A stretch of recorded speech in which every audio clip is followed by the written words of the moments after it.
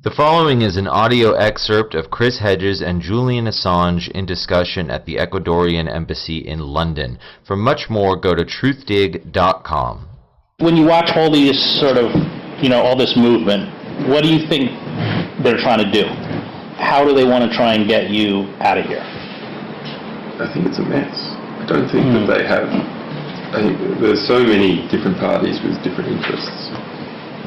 It's a mess. The UK wants it to go away, but doesn't want to lose prestige in relation to Ecuador. The situation in Sweden is getting so bad now that Sweden will never offend the US. Neither the UK or Sweden will ever offend the US. But within that, the situation is so bad now in Sweden. What do you mean so bad? Politically, it's the head of the Swedish Supreme Court came out and said that the case is a mess. Have you had any indication that the Americans have attempted to manipulate the case in Sweden that is... They don't need to. We have some indications. The ambassador for the UK, Louis Sussman, said beginning of 2011 that they were waiting until after the Swedish case. The independent report. Waiting for what? What's the US interest in this situation? It's up for my extradition. No, he didn't say that, but that's the obvious context. The US ambassador to the UK said early 2011. Right. 2011 that they will. That the US was waiting to see what happened with the Swedish case. They wouldn't file at the same time because then there'd be two competing extraditions. Oh, I see. And so they were waiting till I got it. they would. And then there'd be one in the queue, and then the other one would come in, and then it would require the Home Secretary to make a decision, a reviewable court decision, but a politically reviewable decision to swap the precedent for these. So what they would do is, if they're going to actually, if Julian had won a non-extradition, they would likely, at that point in the UK court, filed their extradition. Or they wait to see I go to Sweden. Yeah. So that's what the ambassador said. And then also the Independent's diplomatic correspondent said in late 2010 that there were already informal talks between Sweden and the US. The day after, in fact, the day after you went into prison. Yeah. Informal talks between Sweden and the U.S. So you extradite you to Sweden, and then... And the details were that, I think in that he said it was on conclusion. It would be on conclusion of the Swedish case. And then for the US, where I think the political equation is most interesting, you have prosecutors in the Manning case that are clearly gearing up for the 12-week Broadway musical. Yeah. And where they have their star diva, which is the Navy SEAL guy. Yeah. That they're going to make him sing. And it's such a big machine, 141 prosecution witnesses that they've listed. And the grand jury investigation has been such a big machine, pulling in so many people, so many records, all sorts of court cases about it. That them spun off from it. Epic has a court case in relation to FOIs, which has brought out a lot of interesting information, by the way, about... Do you know Epic at all? No. It's a Washington-based NGO, the Electronic Privacy Information Center. Sort of like ACLU for privacy. And so they asked for all FBI and DOJ records about lists of WikiLeaks supporters. They're making an attack under the associative rights. The First Amendment of right of association. Yeah, if there was potential interference with associative rights. But anyway, in litigating that case, the way that the FBI and DOJ is defending it, saying we have these classes of documents, we can't tell you how many documents in each class, and they're from certain sections, like the section of the DOJ that has to do with extradition. Interesting pitch. Anyway, you can see that there's a really very big machine. There's been over a dozen different US departments significantly involved. But that machine is now quite hard to stop insofar as there's budgets already predefined. For example, there was a tender put out by the DOJ about a year ago for a case management computer system for the WikiLeaks case. The tender was $1 to $2 million. for that computer system just to hold the documents. There's all sorts of career interest from prosecutors, FBI, etc., in keeping that big thing going. They want to, score. Now, at the level of the senior generals, Eric Holder, actually let's just go down one. Neil McBride, the DA for Massachusetts, has become... No, Neil McBride is just, is the U.S. Attorney for the Eastern District of Virginia. Sorry, Virginia, not Massachusetts. He's the head U.S. Attorney guy. He's the guy who's responsible for the national security prosecutions. And in particular, most of the U.S.'s extraterritorial prosecutions. There was a hagiographic article appeared in the Washington Post about him maybe 4 months ago. It's really worth reading to understand the geopolitical aspect of the legal part of the case, which I hadn't realised before, but there's a lawfare thing going on with US law to apply US law to as many jurisdictions as possible. And if you have control over use of force in a foreign jurisdiction, it's your jurisdiction. It's part of your state by definition. So he's involved with this project to push to encompass as many states as possible under US law and to bring them back. That article says there's 60-something territories they're pulling people in and prosecuting them in Alexandria, Virginia. He's also handling the Tim.com case. So there's a question as to whether there's a sealed indictment already. If there is a sealed indictment, we believe, based on the lots of evidence, both through leaks, but particularly based on the behaviour of the DOJ and Neil McBride in answering questions, that there is a sealed indictment. What does that mean in terms of that there is an indictment, right? But and they won't give public notice of it. Why wouldn't they? Well, because in this case, it's normal. It's normal. If the person's outside the country, or the person hasn't been arrested yet. Right. I don't want to telegraph to that person, you've been indicted. If the person hasn't been arrested yet, it's normal that the indictment is sealed. Then by law, it is a criminal offence for any US official aware of the sealed indictment to tell any person, even another US official, of the existence of the sealed indictment, except in the course of executing the warrant. And can you tell me if there have been any public indications that seem to hint that there is a sealed indictment? Under their own rule book procedure, if you ask, are you a subject, target, or witness for a grand jury inquiry, they are meant to tell you. They refuse to do so. You can't go to court on it, but their guidelines say... So if you were to ask, yes, if you were a subject, target, or witness for a grand jury, they would have to tell you. Well, they are meant to. Their guidelines are. The prosecutorial guidelines are that they should tell you. Okay, right. They refuse to engage with the question at all. You pose the question to them? Yeah, we pose the question. They refuse to engage. Oh, that's interesting. It's very suspicious behavior. Yeah, that's interesting. But when you say, who should we speak to about it? They go, that guy.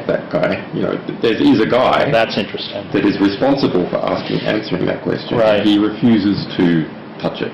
Why? The easiest explanation is because he would be in breach of that law that says you can't. Do you have any sense as to when that sealed indictment might have come down? There's a leak from Stratfor where it's internal mail from Stratfor, which is, please don't publish, there is a sealed indictment against Assange. Oh, right, I remember that. Yeah. The Vice President. I remember that. That's he used to right. work at Diplomatic Security Service. So right, that's interesting. Yeah. On the other hand, he's a guy who is a bit fast and loose with rumours. So do you have any sense of when it might have happened, if there was? Well, that email was from 2011. Early 2011. Someone has said that maybe that they had made an indictment and they were just all ready, because if I won the case here, the extradition case, and they needed to move quickly, or it's possible that this was a draft indictment. They have always a draft indictment ready to go in case they need it.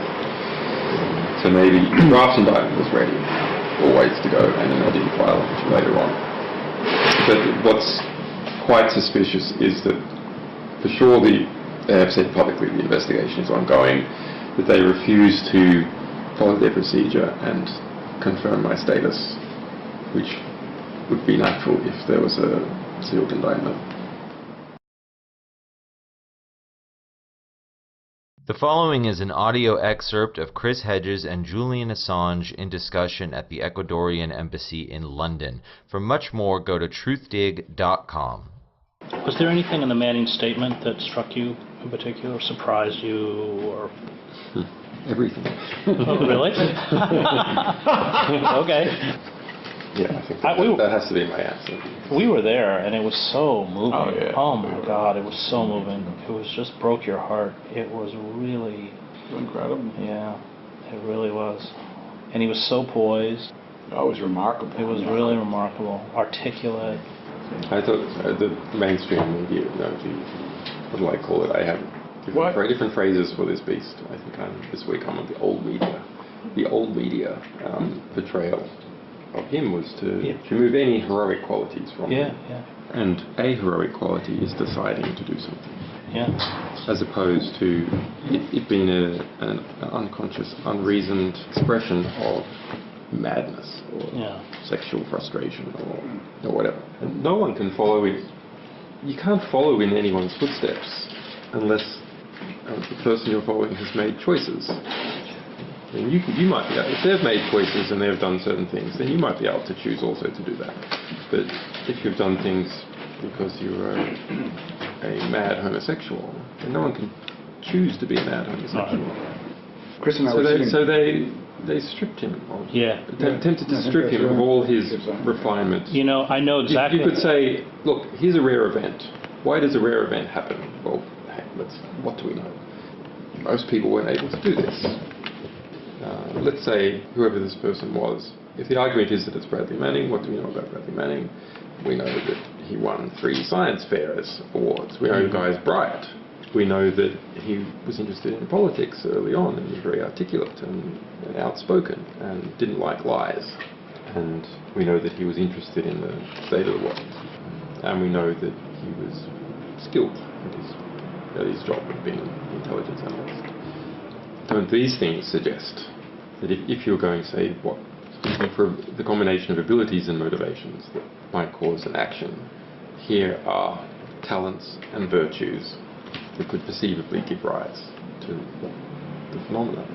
But instead, people they look at all there's a homosexual, is this the answer? Well, 10% of the US military are homosexuals, at least 50% are from broken homes. Okay, if you take those two factors together, that gets you down to, say, 5% explanatory power. There's 5 million people with active security clearances, so you're down to, 25? No, you're down to 250,000 people. You've got to get down from 250,000 to 1 now. You know, the easy way to survive in the media is to adopt the dominant stereotype and run with it. And if you challenge the stereotype, I'm just speaking as somebody who's been inside that organization, you as a reporter are going to catch a lot of shit from your editors, but most importantly from the other reporters who peddle this crap. And so they were very skillfully created a kind of false persona, obviously completely false. It's this East Coast. I think it's because Freud got into the East Coast of the US, and then they started working with the sons and daughters of rich people who were disturbed, and so then they became a status icon to have a psychiatrist. I mean, how absurd is it? How absurd is it in the East Coast of the US, where to be a proper person, a proper successful person, as a woman you have to have a psychiatrist, and as a man you have to have a lawyer.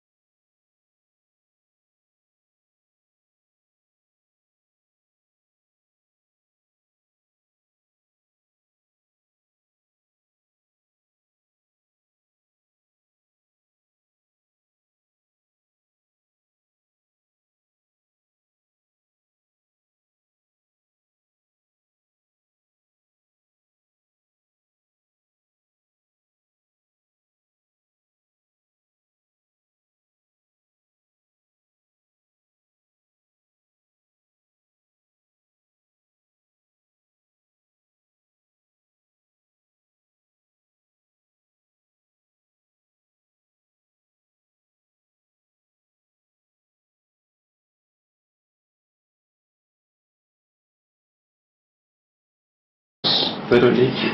We have some indications. The ambassador for the UK, Louis Sussman, said beginning of 2011 that they were waiting until after the Swedish case. The independent report, Waiting for what? what's the US interest in this situation? It's like for my extradition. No, He didn't say that, but it's the obvious context. The U.S. ambassador to the Ukraine Right. said early 2011. Right. 2011 that they will. that the U.S. was waiting to see what happened with the Swedish case. They wouldn't file at the same time because then there'd be two competing extraditions. Oh, I see. And so they're waiting till- I got it. They would, if, Okay. And then there'd be one in the queue, and then the other one would come in, and then it would require the Home Secretary to make a I decision, see. a reviewable court decision. There's no politically reviewable decision to swap the precedent for these. so what they would do is if they're going to actually, if Julian had won a non-extradition, they would likely, at that point in the UK court for Situation in Sweden is getting so bad now that Sweden will never offend the US. Neither the UK or Sweden will ever offend the US. But within that, the situation is so bad now in Sweden. What do you mean so bad? Politically, it's the head of the Swedish Supreme Court came out and said that the case is a mess. Have you had any indication that the Americans have attempted to For the US, manipulate the case in Sweden that is... The following is an audio excerpt of Chris Hedges and Julian Assange in discussion at the Ecuadorean Embassy in London. For much more, go to truthdig.com. When you watch all these sort of, all this movement, what do you think they're trying to do? How do they want to try and get you out of here? I think it's a mess. I don't think that they have... I think there's so many different parties with different interests. It's a mess. The UK wants it to go away but doesn't want to lose prestige in relation to filed their extradition. Or they wait to see I go to Sweden. Yeah. So that's what the ambassador said. And then also the Independent's diplomatic correspondent said in late 2010 that there were already informal talks between Sweden and the US. The day after, in fact, the day after you went into prison. Yeah. Informal talks between Sweden and the U.S., so you extradite you to Sweden, and then... And the details were that, I think in that